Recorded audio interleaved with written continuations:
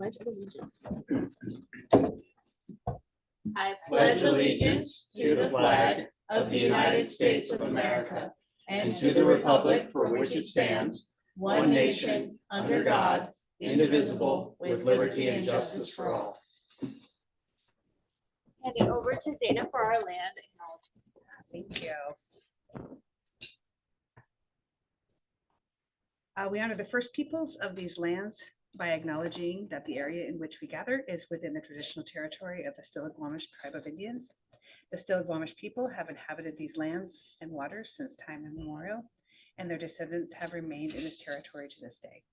The Stillaguamish people have continued to practice the traditional ways of their ancestors of fishing, hunting, and gathering.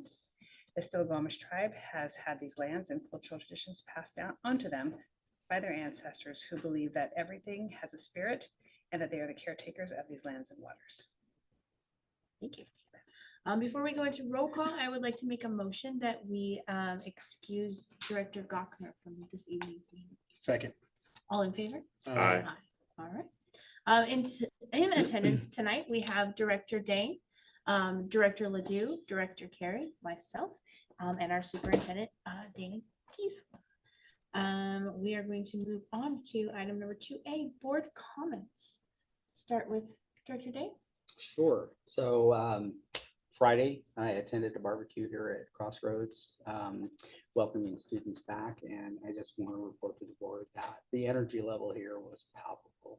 The staff, the students, and there were a lot of engaged families here walking through the school with their student, and it was a proud moment just to be a part and know that we're helping with this. I also attended an event that started this morning, just momentarily, but again, the number of students that we have in this school and the staff, I think, kind of talking to our principal that maybe we have a surprising number of students over here, a little bit more than was expected, but the energy, again,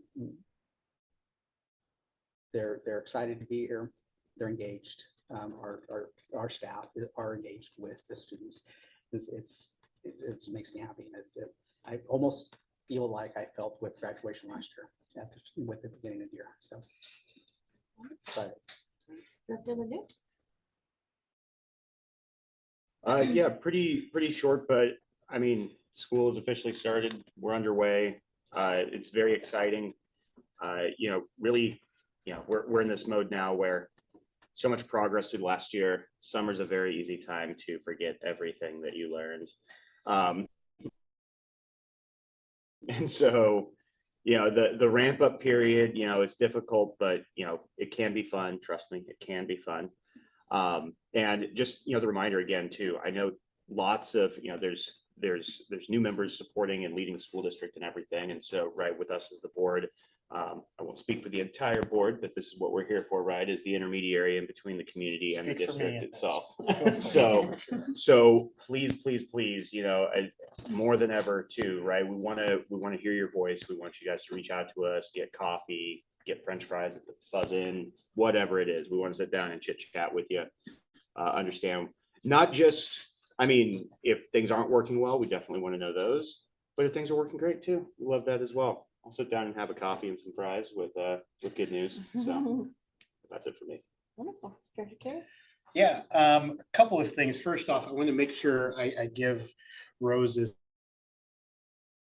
I've to the whole entire cabinet, I have heard such great feedback about School of Rock from people that I don't even normally hear from the community, that says that the overall sentiment is walking in with the whole band there and everyone, that they were like, oh, what's happening? But they walked out feeling seen and heard and just so kind of fired up for the year to come and fired up to be working with you for the benefit of kids, Dana, and stuff like that. And I want to make sure I tell you guys that I haven't heard one negative thing, which is tough.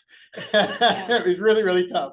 I always shoot for 51% happiness. I feel like I'm doing well there. So 100% happiness is fantastic odds. So great job. And then kind of related, but a little bit off the subject, I guess I just want to take a minute.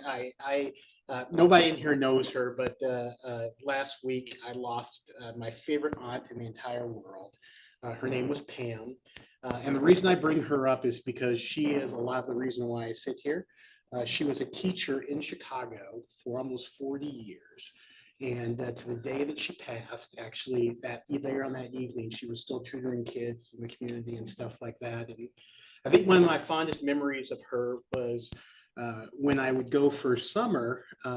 Chicago was still in school, so she would bring me to school, which you wouldn't think that a kid would enjoy. But my grandmother was the lunch lady, and my aunt Pam was the teacher, and I would sit in class all day long and actually enjoyed it. Just actually enjoyed being a teacher's assistant and stuff like that, and didn't think about it as work and stuff like that. And I credit her a lot for my passion for public education and my desire to uplift my community in the best way I can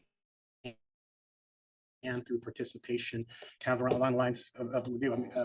Director Ledoux, sorry. I'm here to support my community because democracy requires participation. And so I love her with every single bit of my heart, and it's going to be tough to celebrate her life next week. I'm going to fly to Chicago for that, but I just wanted to, in as many ways as I can, just kind of tell her story and some of the reasons why I'm here. So thank you for allowing me to do that. Wonderful. Well, to kind of piggyback on what others have said, I've heard nothing but positive things about School of Rock. I've heard nothing but positive things about the start of the school year from parents and teachers and students. And it's been, I think, one of the most positive starts of school that we've had in a long time. And it's really, really exciting, and it fires us up as board members, but just seeing parents excited for once. It's been a while since they've been excited, and their kids are excited and teachers are excited, and it's just kind of like a whole new atmosphere. So it's been really awesome, and I'm just really thankful for all of you and the hard work that you put in to just make this start of the year really awesome for everyone. So bravo to all of you. All right, moving on to item number 3A, the superintendent report presented by Superintendent Giesen. Thank you. Yes. We did an activity yesterday in cabinet, and we worked on accepting compliments a little bit. It's something I used to do when I was a teacher because notoriously we were all very poor at accepting compliments. So if you hear cabinet say something like, "Thank you, I like that, please say it again," that would be one of the canned responses that we could do. So we all worked on that a little bit yesterday. And thank you for the kind words. And there's still things to work on, and we're eager to get to those things. I can't say enough about the people sitting at the back table. The communications piece that I have a little bit on here. We have our staff news and our family news. We've had 3 editions go out, and that is everybody collaborating and putting that together. And Don Mund has been a huge help. There's been 3 editions of each of those, and it's thousands and thousands of reads, and they continue to grow. And I texted y'all yesterday about that, but we have to tell our story. We have to get in front of our families and also give them resources. So if they do need to contact us, that we're able to do that. The third thing is the school reader board challenge. So at DLT, our district leadership team meeting in August, I asked for reader boards to be updated, and we want information there. It's kind of old school, but it's the one space that all of the community sees. And so we have a reader board challenge, and they didn't know it was coming. I told them to have the reader boards updated. I want that communication out to our families. And Monte Cristo won the first week, some valuable prizes. Maybe not so valuable, but it was the thought that counted, right? And so we'll continue to look for that, and every week give that away. And now it's kind of funny because then we make it a challenge, right? And then they're like, okay, we're on this. So be looking for reader boards to be updated weekly and those kind of things. And then tied into that, and Marcia will give an enrollment report here in a little bit, but I do believe that we have a little bit, and we're doing some investigation, but it's, we had 4th day count and we're a little short on our projection, but lo and behold, we've had 12, 13, 14 kids enrolled today. And so there's that old adage, people start seeing the school buses rolling and, school's starting. so that's upon us to make sure that our community knows that school is starting. And so what do we need to do? So we also are having our administrators with every child who enrolls. I want to know the story. So I got a very formal email from one of our secretaries. Dear Miss Giesland, today a student enrolled. She gave me the whole story. And I was like, thank you. This is what we're looking for. Right? Like, what's the story here? Right. And this happened to be a kiddo who moved in from Lake Stevens, but I love that because when we capture, and I'm sure that we'll capture the ones we're down, but how can we get to them earlier so we can get them on that fourth day count? Lots of website updates in addition, and thank you to our tech team for continuing to help us with that. And then also Paris is back, and that is fantastic. So just lots of comms going out and information getting out to our community, and we're excited about that. Safety and security action steps. In working with Director Carey a little bit, he was like, hey, if we could have just a little something on safety and security every time, which is a good box to tick. So well, speaking of, today is September 11th, and there was an amazing ceremony this morning at the fire station, and just a day of remembrance and those kind of things, and how we could incorporate that into our schools. But thank you to the fire staff and police and the mayor and others who spoke to that, because this is a solemn day in many ways, but it's a day that we should never forget as well. So we are going to be meeting with Chief Haverfield and Chief Dalton once a month and doing building walkthroughs. And it'll be Marshall, the two chiefs, and myself, and then building administrators at the permanent building if they can make it. Looking for just ways that we can be better, safer, what are we missing, and those kind of things. So we have those scheduled, and they are the fourth Wednesday of the month. Followed by a meeting too, to just talk about whatever else is happening, but specifically looking at that building. So if we're at Monte Cristo, we're really walking through Monte Cristo, looking in the nooks and crannies. And then Paris worked on sending out the monthly emergency drill reporting forms, and then we'll talk with our leaders at our September meeting on expectations there.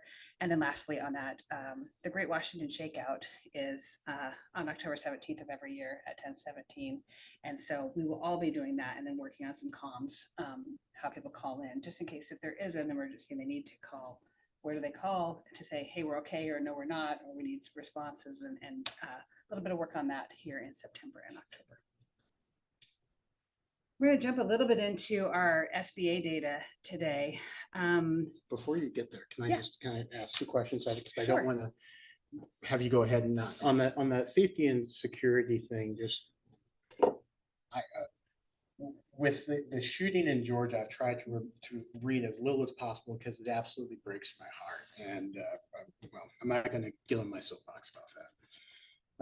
But in reading the little bit that I have, there's actually been some conversation about some of the things, the technology that they had, and some of the things that they did that very likely saved a lot of people's lives. And one of them didn't seem expensive at all. And I'm sure redirect you, Dana, as a board, so I'm not directing you anything. I'm just saying, I'm just speaking out, and I think it'd be a good thing for us to talk about at maybe a study session or something. They had a system where the doors automatically lock, right? During class, and the student wasn't able to get back in because the student came to let him in, saw through that he had a gun, and didn't let him in, and that likely saved a lot of people, which seems like a fairly easy thing that we could do. And then also the technology cards they had where they could, if there's an emergency, I guess they had cards all in their lanyards that they were able to hit that notifies people that something is going on. So I don't want to. I'm stopping myself from getting on my soapbox about all of the things about that situation that breaks my heart. But if there's something that we can glean from that I think that makes our students safer, I'd be interested in having that conversation to, in the best interest of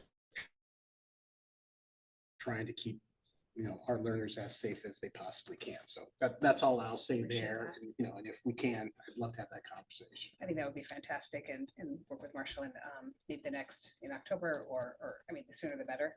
Where we at, actually, it'll be good because if we did it in October, we already have one of those walkthroughs under our belt. We could talk about that a little bit and what are the things that we have in place and what areas could we be better. And there are some grants and different things out there for some of those things. So I think that's worth looking into. Do the teachers still have the app thing? Do they have that? So we're changing over to, so we're, that sunsetted as of the end of last year, moving over to Rave, which directly connects to RAVE. Yeah. Like Rave, like. Yeah. Right. And so it does have an app and Yeah. we're just It's working like, on that. I Mhm. don't know if it's Rave or not, but we have the panic button at mine. So you can press any of these, it'll automatically call 911, but then it also sends it to everybody in the school. I wonder Like if that somebody is, pressed because that. as I understand it, Rave is the one that's connected, the only one that's connected in Washington. Yeah, State, so that must be with this one, yeah. 911. And then it's training all staff members so Yeah. that they have that as well. Yeah. Okay, and on to the learning part of the show. You see why I didn't want you to go back. Yes, because it's like, once you, yeah, Yeah. yes.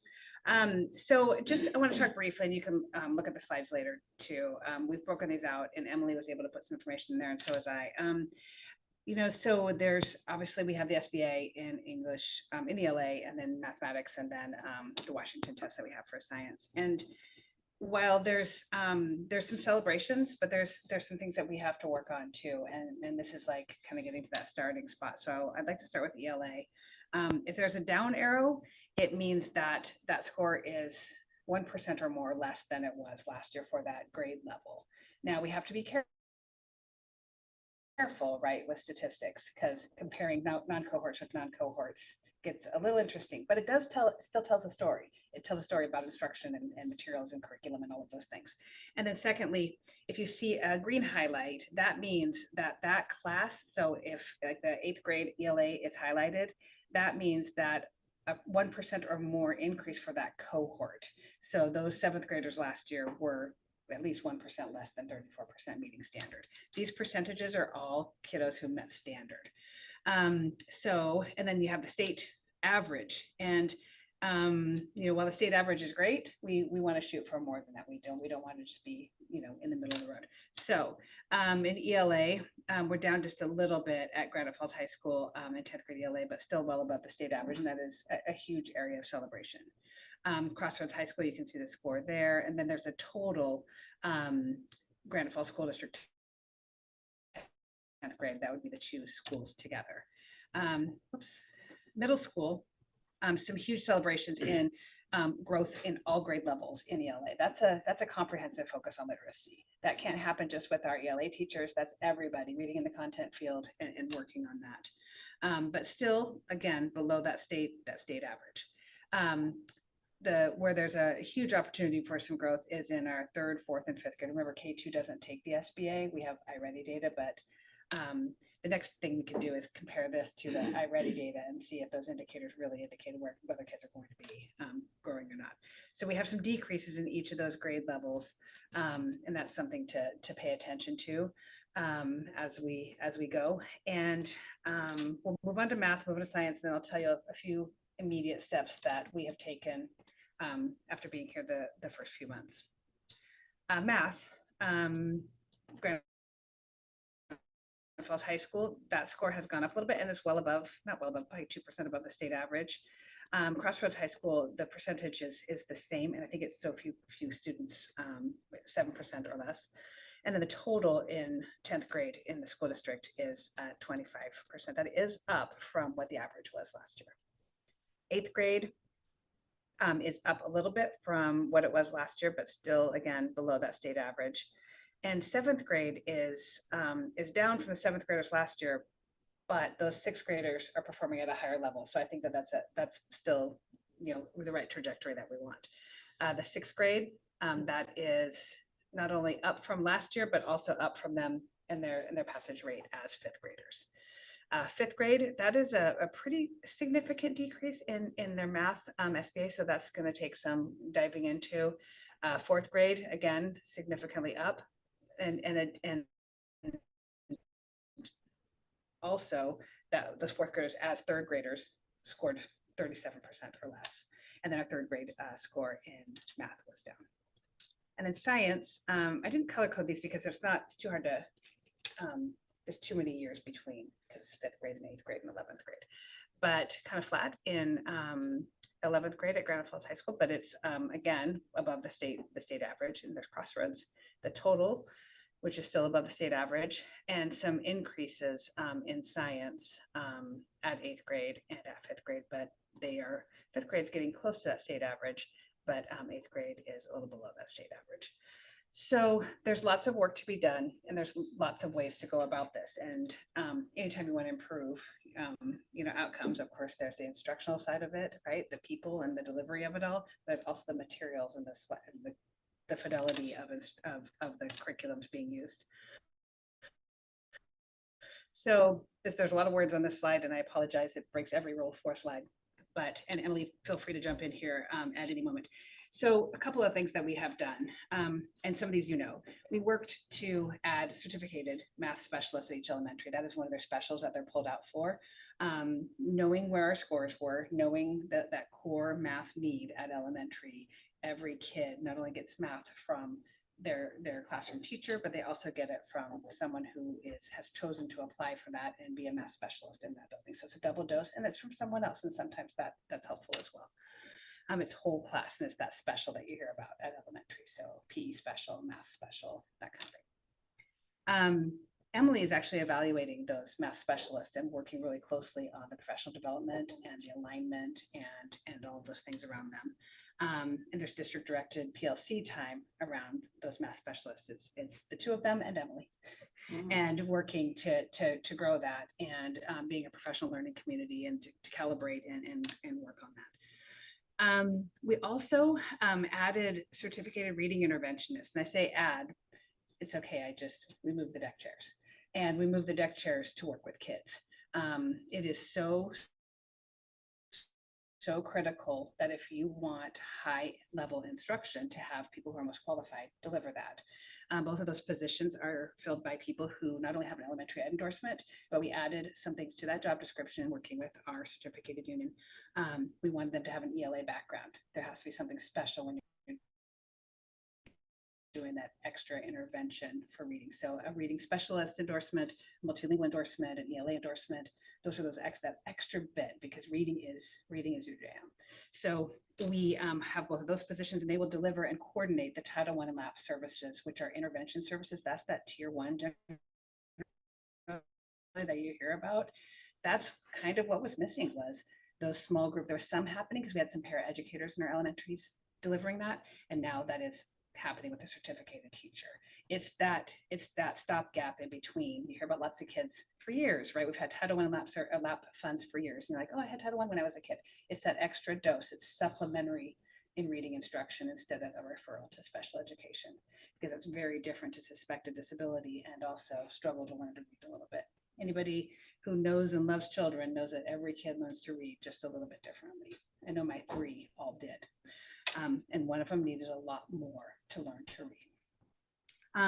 And so more students are served with Title I and LAP intervention funds, and there were more humans at the district office last year. There's less humans here. They're more out in buildings, and that's our focus, is getting as many people out in front of kids as possible.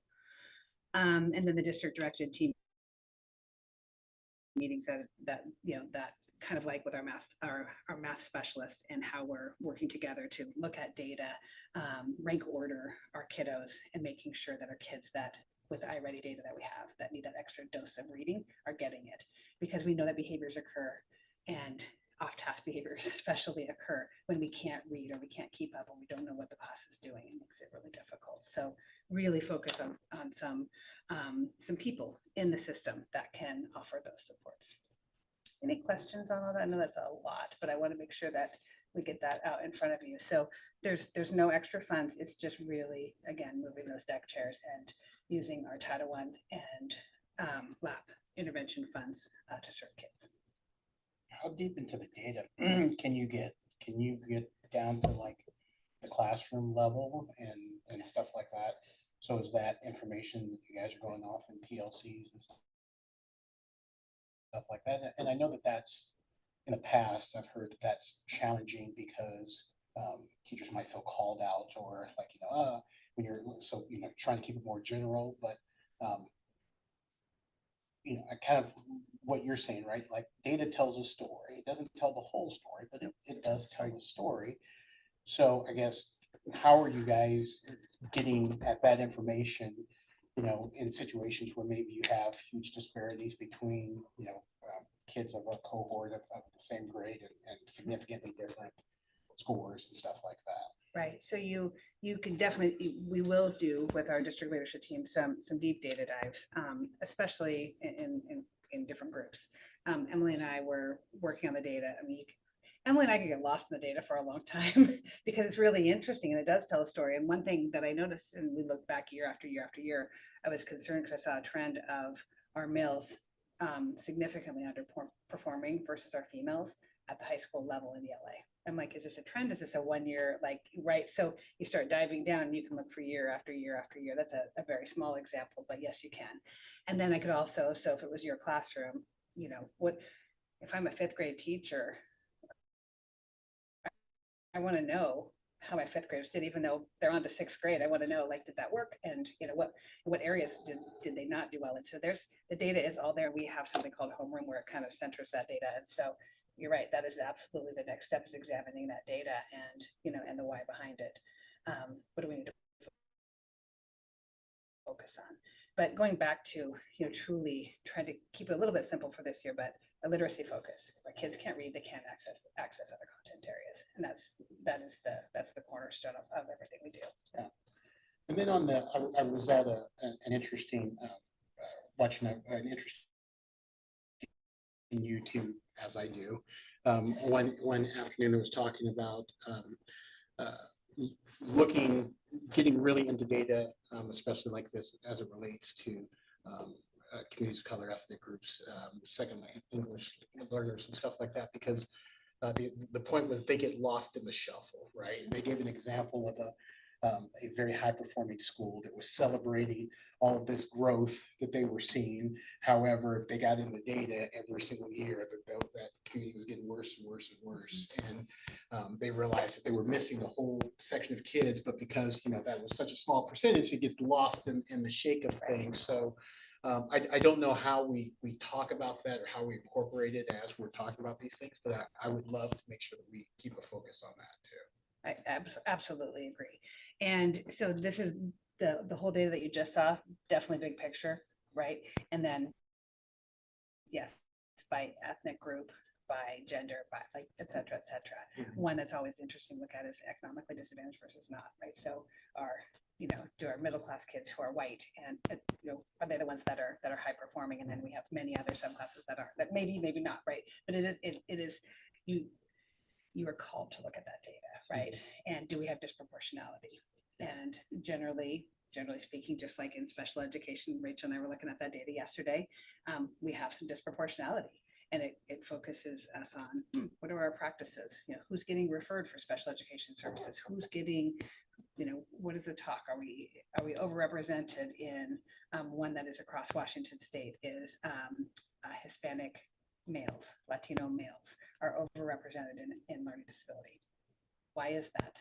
Right. And so you dive into that data, and that's a Washington state trend. Another trend is Black males are overrepresented in Washington state with emotional behavior disorder. So why is that? Right. And because it shouldn't be. So you have to dive in. And if they see disproportionality in special ed over the course of 3 years, then you have to have an action plan to address it. So we should be doing the same thing with our SBA data, right? So yeah, those are excellent points. And that is the next work to work on with our leadership team. And then the last is upcoming district and community events. So fall sports are well underway at Granite Falls High School, and middle school has started their practices. We had there was a lot of people at the football game on Friday night. And it was the longest first half in the history of all football games. But it was really fun, and it was great to see everybody out and so much school spirit and those kind of things. But these are the things that are coming up. Volleyball had a big win last night, went 5 sets, and then they went in the 5th set. Cross country has a home invitational coming up, and also going to host the Wesco Emerald Sound Cross Country Championships. Cross country is near and dear to my heart because my daughter was a cross country runner. I'm sure they'll be like, I can't believe the superintendent keeps coming to these cross country meetings. I'm like, it's kind of my jam, right?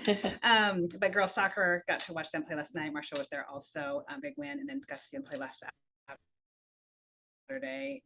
These are their next home games. Football has a away game against Seoul tonight, as I understand it, is the Black and Blue Bowl. So Good deal. yeah, there you go. And then, okay, it is so fun. We have preschool kids in this building, and let me tell you, the world is right again. It is great to see them all. We have about 70 right now, as you know, as kids turn 3 years old and enroll, that number could be 90 to 100 by the end of the year. So it is fantastic to have our space filled with little voices downstairs. And they have a lot to tell you, and they have the coolest shoes you've ever seen. And then lastly, we have Railroad Days coming up. As you know, Railroad and Reunion Days, I was told by the Alumni Association. And so their breakfast, I was invited to that. So I'll do a very, very small speaking engagement at that. And then that's on October 5th. We do have some people attending the planning meeting on September 12th. I know there's floats being made and band and choir and others doing their thing. So any questions on that? Report. And I did get to hear Director Dane play Amazing Grace on the bagpipes today. It was pretty wonderful. It's good to be there. That's awesome. You should do that at our meetings. Just I don't want to cry. No, please, don't. I don't want to cry. It does. I know. I was fine during the whole thing. And then the playing of Amazing Grace, I'm like, okay, and there it That's happens. awesome. Yes. It was very cool. all right. Thank you, Dana. You bet. Moving on to item number 3B is our business report prepared by Marcia Cruz. This is all enrollment today. Won't be play a full business report until November. We reported out on July, and it takes us until about November to close out the year, and that's when August will be available. So count day was Monday. I didn't get the slides to you guys until Tuesday, so I'm gonna, I guess, assume that maybe you haven't had a chance to look at them yet. Count day for our K-12 schools was Monday. Crossroads is Friday, end of day Thursday. Our overall, before I panicked when enrollment happened, but then I looked back at past trends and I didn't panic quite as much because last year we gained 50 students between September count and October count. So for September count, our overall is 2238, and Crossroads and Open Doors are an estimate. It will likely grow a little bit by the time their count happens. We are down significantly in kindergarten. We withheld hiring one kindergarten teacher though to make up for that. So we have 7 kindergarten teachers instead of the 8 that we had in the budget. We have seen 20 students enroll since Monday already, and it's only Wednesday. So that number is probably going to bounce back much closer to budget by the time next count happens. We need to find a way to do better to inform the community of when school starts. You know, we do a lot of things, but sometimes it might, as Dana pointed out today in a meeting, it might just be seeing the buses run is what triggers the thought of, oh, school needs to start. And that's what gets families to come out. Also vaccinations, kids can't start school and be counted until they've got their vaccination records. So some of the holdup for some kids is getting their vaccination records in. And they can't attend school or be counted until they've submitted their vaccination records. So low kindergarten class, and you know we have a really good junior senior class at the high school, and they are taking a lot of running start classes. This is the biggest number of running start that I've ever seen here. It's gone from last year was 21, and it's almost doubled to 38 FTE of running start. So that's getting college credits while going to high school, and it's a great opportunity for kids to, you know, a lot of kids that I know that have graduated in the last 2 years need maybe 4 classes after they graduate to get their AA. I mean, they're able to get a lot of college credit while still in high school, and that's an awesome thing because college is very expensive, and to be almost done with A by the time you graduate from high school is pretty cool. One thing we continue to see is that we lose kids from our regular high school to Crossroads every year. And that number this year is somewhere between 20 and 30 kids that have gone from the high school to Crossroads. I think we'd like to see that number smaller so that we can have more offerings at the high school and keep kids that leave our high school to go to Snow Isle or to go to other school districts, be able to offer more classes. Like this year, we're able to offer AP Calculus, but last year we couldn't. Next year, we might not be able to offer AP Calculus. It might be every 2 years thing where we can offer a class like that. Whereas if we had 100 more kids at our high school, we'd be able to offer a lot more of those more niche classes. On to the next slide here. This kind of just shows a breakdown of the schools and budgets in the middle. Last year's on the left, this year's on the right. So Mountain Way is down primarily because of kindergarten. The other grades are pretty even, except the high school is actually up. They have a small graduating class and a really big 8th grade class moved up to 9th grade. So they have a gigantic 8th grade class or 9th grade class now of 174 students. So there's probably one more year of a growing high school. There's another big class of 8th graders, 168 graders. So the high school will probably grow again. And kindergarten down by as many as it is. Anomaly, there's been a building moratorium around here. We tend to attract younger families when people do buy our houses here because we're a little bit less expensive. Hopefully when the building moratorium is lifted and houses are being built again in town, there'll be a growth of younger families again. Final slide real quick is Crossroads count Friday. So we're gonna confirm what their count is to make sure that it's at or above what it is right now. We're monitoring new enrollments daily. Like I said, we've gotten 20 new enrollments, and from what I hear, the phones have been ringing a lot with families asking how do they enroll their kids today. So that number is going to rise. We're utilizing Title and LAP more appropriately to directly support student needs, and we're working on contingencies just in case the October count doesn't materialize like it's looking like it's going to materialize. And you'll notice that back on the first slide, our special ed numbers were actually up from last year. So we are continuing to build systems that provide students with the least restrictive environment for learning. And that's going to be a process going to take a while. Even the WASC report said this will take a few years to write that vote. Anyways, that's what I got. Just out of curiosity, of the 20 new registrants, what grade levels are they all kindergarten? Are they? It's a pretty good spread. Yeah, Okay. it's I think there's 5 high schoolers. There was 3 or 4 middle schoolers. There's 2 or 3 kindergartners. Okay. It's a good spread. Okay, so it could be new families just moving into the area too. Yeah, or new families, even when new families move in, we can't get their immunization records. There's an immunization piece to that first enrollment count. We'll work on that too. I mean, that's part of the reason that the school-based health centers and those kind of things. And then what are we sending out, early January, February, March about, hey, especially for kids that are on that next, when you're going to 6th grade, how you have to get some immunizations, like start working on that and bringing clinics in and those kind of things. And I actually wasn't kidding about driving the buses around a couple weeks before school starts. It's a strategy, especially in rural communities, like start rolling buses and be like, I mean, because if I didn't work in the business, I might not know that school's starting, be like, is school starting? I mean, that kind of thing. So you roll your buses a little bit and let new drivers, practice a little bit. And, people see buses and they're like, I think it's about that time. So it helps. Out of curiosity, what is the district's responsibility as far as educating a student who is in that, they haven't gotten their immunization records yet?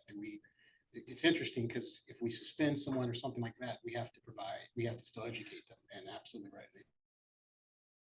So, but you're saying if they don't have that, like we have no responsibility to educate? We don't have any yet. Yeah, it's in 2018. So it was always like this window that you could do, like what they have to have their immunizations within a month, and then it got down to, and then I think it was 2018, maybe 2019, and it went to they can't come to school at all. So that legislation passed then. And so now, I mean, what we do is if we have that list and are reaching out, in many systems, you have your nurses really working heavy on that in the spring, like, oh, looks like they're not going to be, you can't control the kinder as much because sometimes you don't know who they are, but the others you can. You can say, I know that, you know, that this kiddo doesn't have what they need for next year. And then you're saying, you're sending postcards, you're calling, how can we help, that kind of thing, and then bring that in. You know, we had an immunization ban, I think that was at the back to school event, but there was only a handful of kiddos who got their immunizations. In defense, I'm not sure if I took my kids to a fun back to school event, and I'm like, have a hot dog from Director Dana, Now you're don't getting the hold shot. still, right? Like, I mean, you know, it's for kids, but it's, if we can provide lots of opportunities for that, then people can get that done, and be ready to go. Are we tracking that number? Sorry to interrupt you, That's all right. Bill. Do we have an idea of like kids that we know are in our district that are enrolled but don't have that? Like, if, and you don't have to give me it now, but I'm just curious, do we keep an eye on that number? We do, our nurses have that, so I can follow up with Rachel and see what that number is, and the communication is out. In my last system, when we put in school-based health centers, they literally didn't have to leave. They showed up and they didn't have the immunizations, and they walked down the hall, got the immunizations, and went back to class. I mean, that's how simple it was because it was right there with parent permission, so. So I have two things, but for the immunization, do we have, or do we get notification from the health department when that mobile clinic is in town? And can we get that information Great out to question. the students? I just saw it today. It was Mm. at IGA. IGA. Mm. And so And we if can advertise that. yeah, if we have students that need immunizations, the parents are willing to do that, that was here today. So handy. Yeah, that's a great idea. So we can check on that and see when, I know that, you know, they were at that event, but that would be nice to know. Right. They're gonna be out here on Wednesdays, the next whatever. Yeah, that's a great idea. And then for Marshall, the crossroads numbers, they go into the initial count. So we get that number on Friday, and that'll affect this number that we're looking at right here. Right. And whether we're up or down. Yeah. Okay, good. I'll get that number from our district nurse as far as how many kids right now. I believe it's less than 5. As well, we've seen that rate go down because of our student support advocates. So we partner with them around making sure our families are getting the resources and connected. As well, our school nurses can go into the immunization system, right? So if the barrier is parents aren't able or guardians are able to get the immunization, they can actually go into the system and look up and verify their immunization status on our end. I think that this mobile clinic is just helpful information for all of our students, all of our families. Yeah, we can advertise it. The answer right now is none. Really? They worked really, really hard. Our nursing team worked really, really hard. The ones we don't, the kinder is probably the ones that we don't know about. They might show up and then not have it, and then it might take extra days. Right. And we want kids here on day one, of course, for funding, but also that critical stuff that's done in the first week, you know, that creates a sense of belonging and all of those things. I mean, think of all the things you've done in your classroom, right, for the last week. I have a question. Forgive me for being real stupid, but on your list, so like in second grade, it says 158.7. What constitutes for 0.7 of a kid? That's actually a really good question.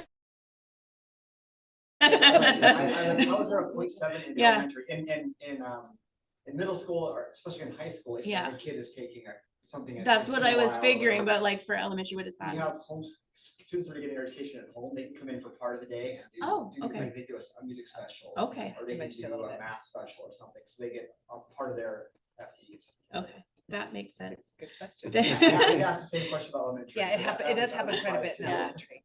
And then another thing that I would like to know at some point, it's not pertinent right now, but I'm curious to know how many students, I know kindergarten is going to be all new, but I'm curious to know how many students we have are brand new to the district this year versus those that are continuing on.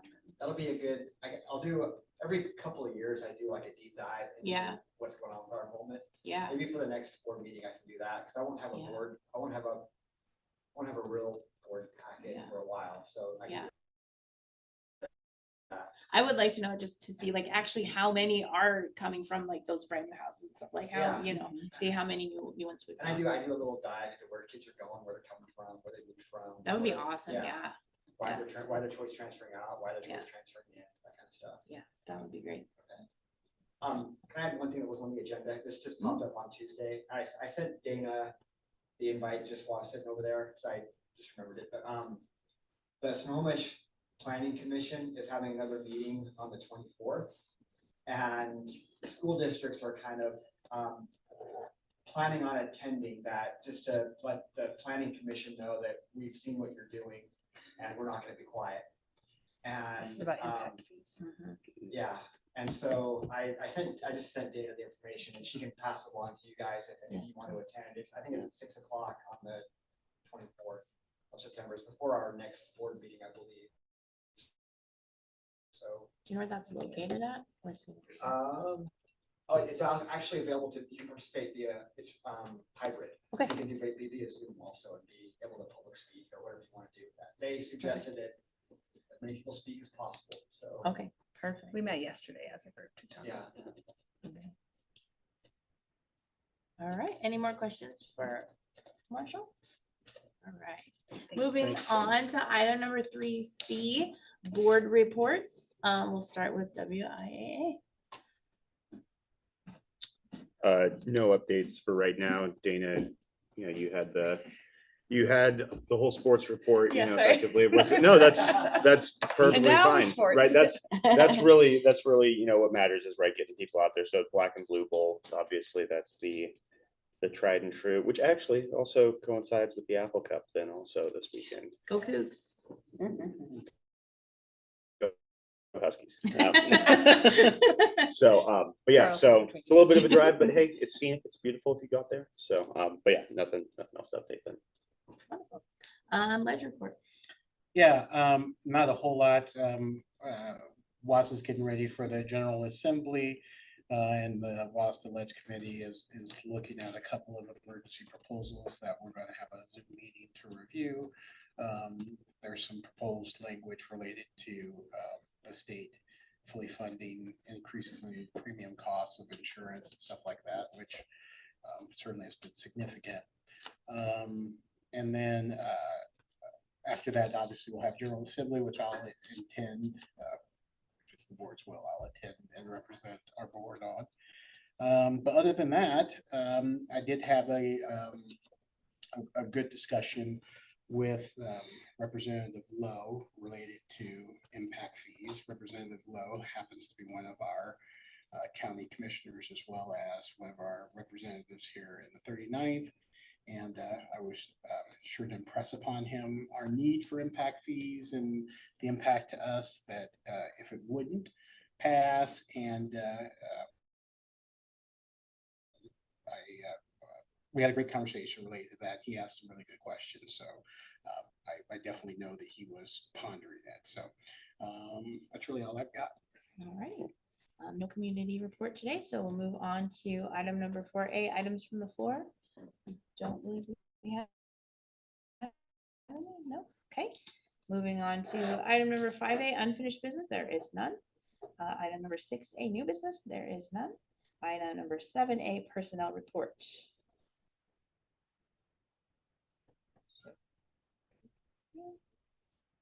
Looks like